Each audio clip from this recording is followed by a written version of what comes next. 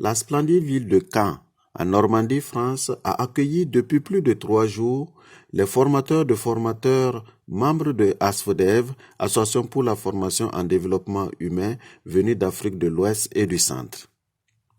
Ce matin du jeudi 22 septembre 2022, la visite d'un atelier de sculpture de bois était au programme. Un atelier atypique qui va certainement inspirer plus d'un dans le groupe des formateurs. Allons à la découverte de ce prestigieux lieu en compagnie de ses dirigeants. L'objectif de l'association, c'est d'accompagner différents publics, donc que ce soit des enfants, des jeunes, des adultes, autour du travail du bois. Et donc, on travaille avec essentiellement des matériaux bois que l'on récupère. Donc ça peut être des palettes, mais pas que. Ça peut être des troncs, ça peut être des branches, ça peut être vraiment tout type de choses qui ont déjà été utilisées. Et du coup, on démonte et on crée des projets pour le quartier. Comment vous expliquez à vous que quartier prioritaire, en fait, en France, veut dire quartier ayant moins d'opportunités avec des populations pauvres, mais en France.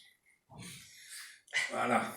Donc, du coup, tout étant relatif, ça veut dire que la préfecture, donc les instances, Premier ministre, dans les régions, c'est les préfets, avec les catégories socio-professionnelles, bref, en gros, les métiers et l'argent que gagnent les populations, quartier par quartier.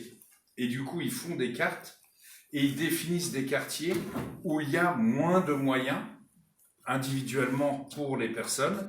Et de fait, quand vraiment c'est en dessous d'un certain seuil...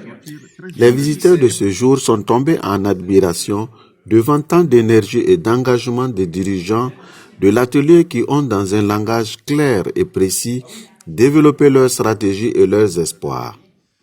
Ils pouvaient se lire sur le visage de tous, admiration et égarement devant tant d'opportunités à réaliser un jour en terre africaine. 2 ateliers, dont un ici à la Guérinière dans un quartier.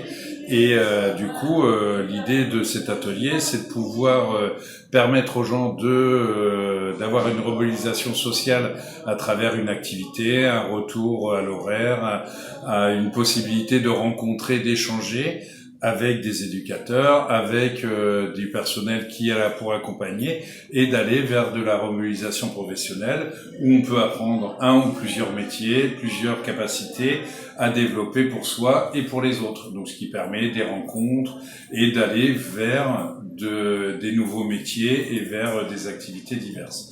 Donc à travers le recyclage, où on récupère tout style de bois, que ce soit palettes, troncs d'arbres, morceaux, où on peut se permettre de reconstruire plein d'objets et permettre plein de choses, et suivant les savoir-faire de chacun, développer, et à travers la peinture et à travers plein de choses qui pourraient permettre d'aller mieux et de moins couper et de pouvoir développer le recyclage.